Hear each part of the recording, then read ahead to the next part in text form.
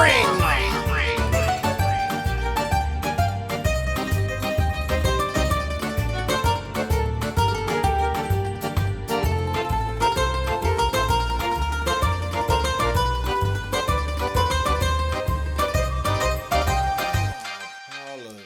Trash and literally just came out. Oh, hold on.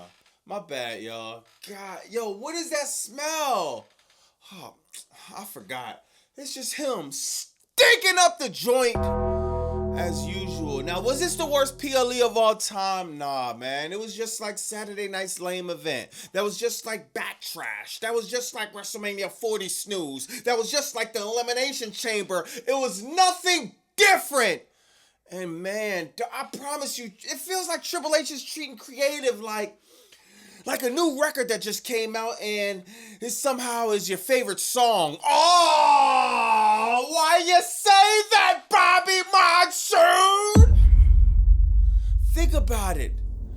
All the booking is on repeat. All his plans play on repeat. Oh.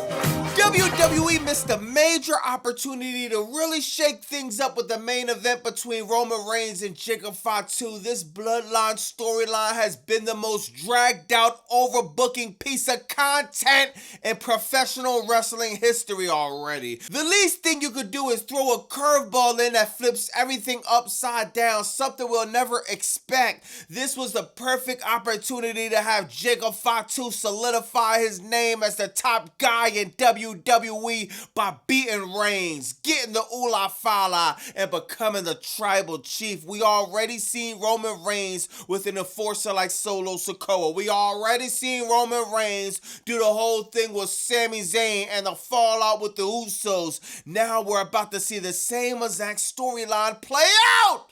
And the worst part about it is he didn't look mad. He didn't look upset. He didn't try to beat the Usos up. He didn't seem reluctant to acknowledge Roman Reigns. He just went along with it. And it was just like, God, what is this company doing? Bro, the ideas that could have came from Jake Fatu winning would have been endless, man. You could have had Jake Fatu treating the Usos like flunkies, having them run errands, man. You could have had him made Roman Reigns bow down to the new tribal chief, bro. You could have even had him team up with the MFTs, try to recruit them back to the family to make it bigger. Oh my God, he could have caused so much chaos with this storyline. Instead, no, let's just do the same thing we've been doing the past 6 years. Can't make this up. At any given time, it's about over 80 keys on the keyboard. This guy only knows 2. Click copy, click paste, click copy, click paste. Dog, it's so annoying. The most annoying thing is the Fed actually has talent on their roster. I'm gonna be real, y'all. I was wrong about the El Grande Americano storyline, man. I thought there was no way possible they were gonna be able to turn this around and make it entertaining. Shout out to We Talk Combats, man. We had an interview and they put me on, said, nah, bro, you gotta go back. You gotta check this out, man. And I did, dog. We all know it started off with Chad Gable wearing a mask, then he got hurt, then Ludwig Kaiser put on the mask. Ludwig Kaiser had 2 other people put on the mask, then Chad Gable came back, then 2 other people put on the mask, and to be honest, I was just over it. The storyline bled over the AAA, and I'm gonna be honest, y'all, it seems like the Undertaker or somebody over there turned lemons into lemonades and made this one of the best storyline endings of the year and potentially the match of the year, but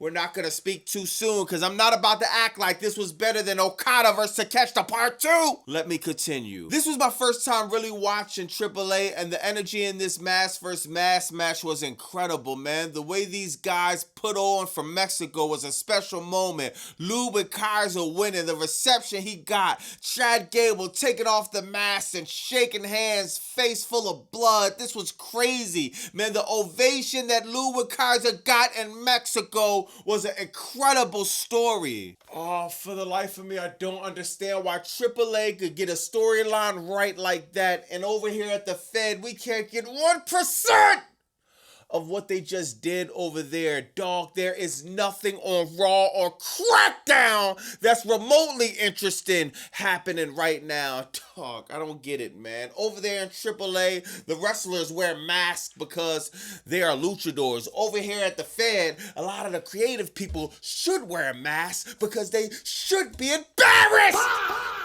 to say they're part of anything going on with this company right now, creatively. So it seems like WWE released the brackets for the King of the Ring and the Queen of the Ring tournament, and I got mixed emotions about this, y'all. I'm not gonna lie. I think some of these matches on the men's side look interesting just because they're not predictable. Like the 4-way match with Braun Breaker and Trick Williams. Either one could win that one. As far as the women, it's really confusing. Liv Morgan is in the tournament. Why? I have no idea. WWE is acting like they don't have women like Blake Monroe, Jordan Grace, Nia Jax, Natalya, and many more. I don't have a prediction who's going to win the women's bracket, but I know Raquel Rodriguez deserves to win. She's been doing an incredible job for so long and gets little to no looks, man. She's been booked in weird 50-50 matches with women half her height, half her size, and I just want them to start putting some respect on her name. Back in the day, King of the Ring used to be a tournament where stars were made, most notably Stone Cold Steve Austin,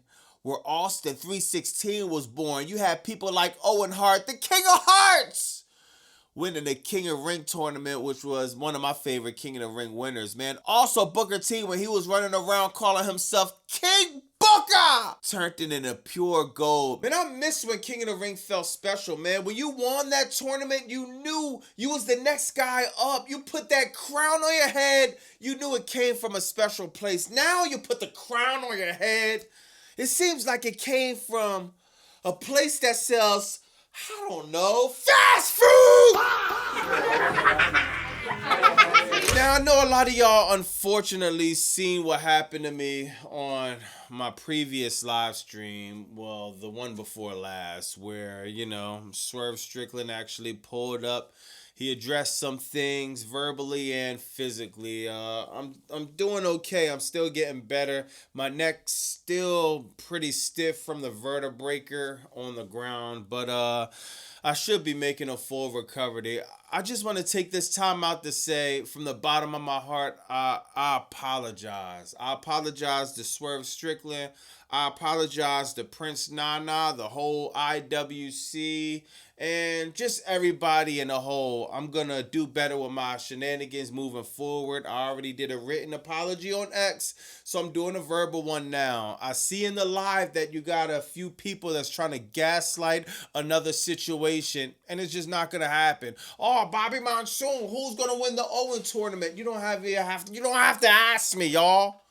Swerve Strickland is going to win the Owen. Bobby Monsoon, who you think should win the Nobel Peace Prize? Well, if they cast the votes and I can vote, I'm going to vote Swerve Strickland. When 2028 comes around and they do the election for the President of the United States, I'll be hitting the ballot and I'll be pressing Swerve Strickland.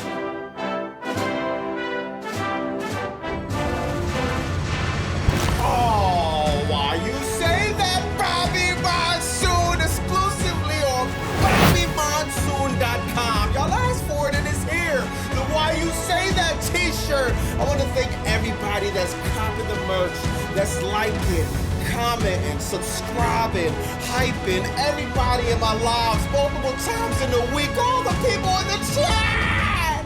I want to thank everybody, man. Y'all really helped the channel grow. Thank you from the bottom of my heart. BobbyMonsoon.com. And why you say that shirt now? Back to the content! Trash in Italy started off with the African-American Nightmare Raheem, Mr. QB1. Going over Gunther, great way. We didn't see this coming. Well, we actually didn't see something coming. That's Cody Rhodes opening up the show completely free on ESPN. What a way to show the importance of the undisputed title.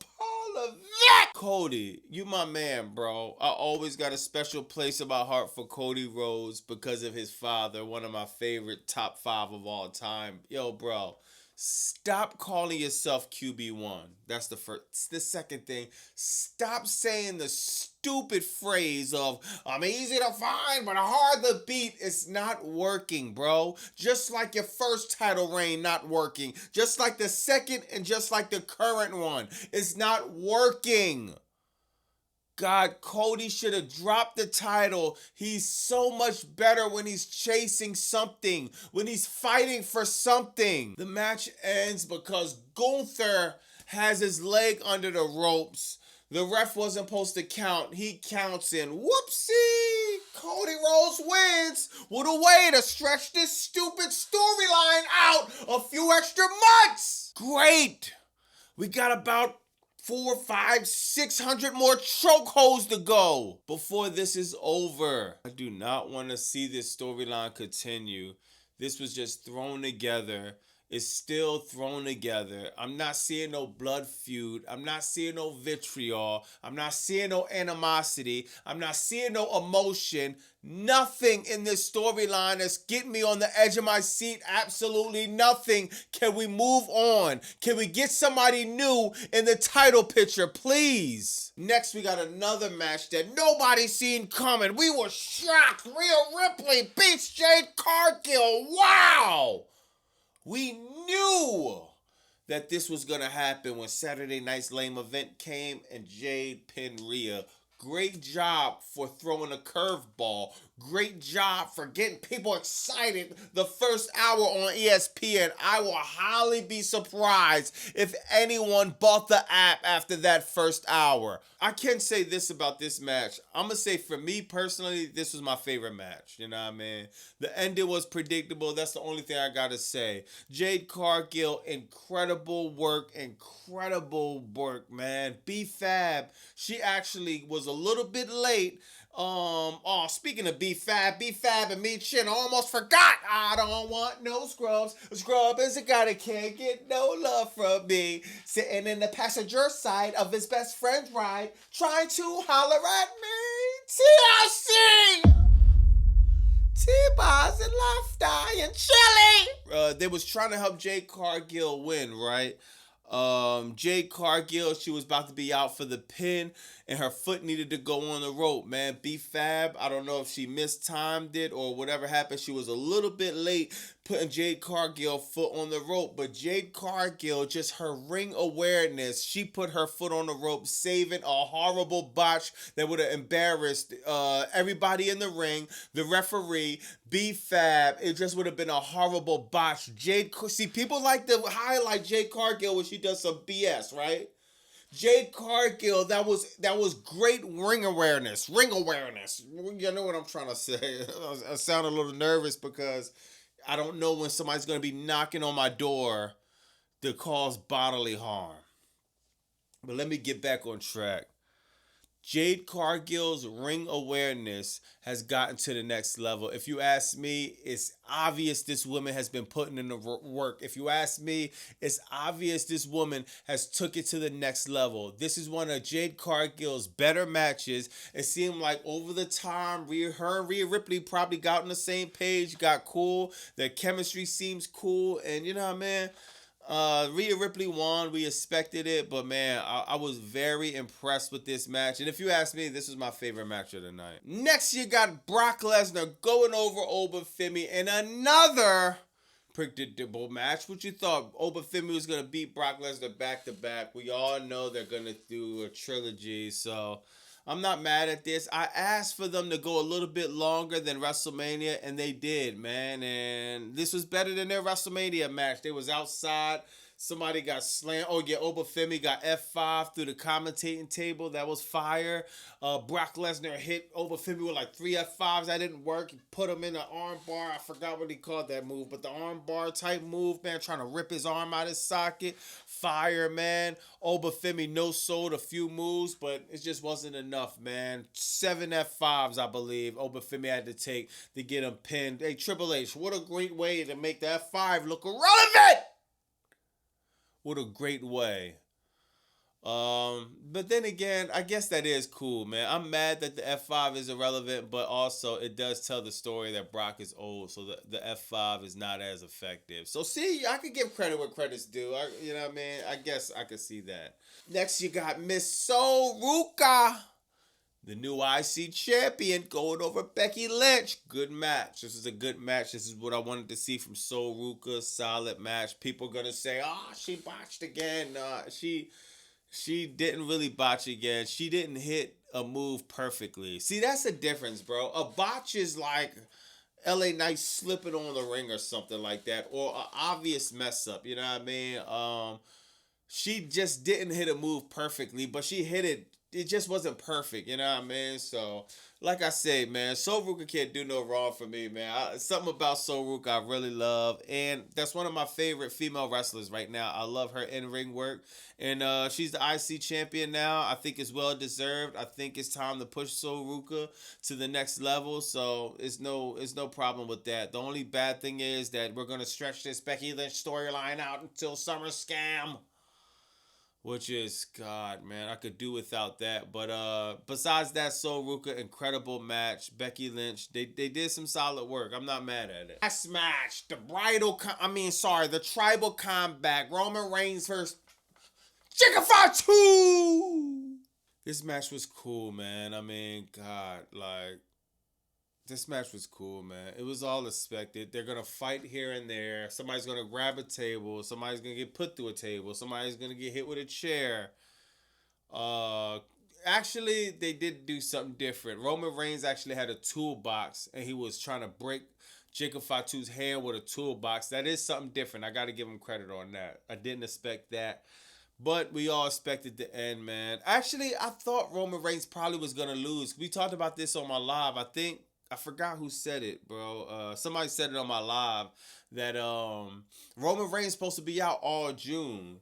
So it had people speculating that he was gonna drop the title, the Jacob Fatu. He was gonna disappear, maybe come back, maybe get the title back. But no, he keeps the title because WWE likes to play everything safe and bore us to death.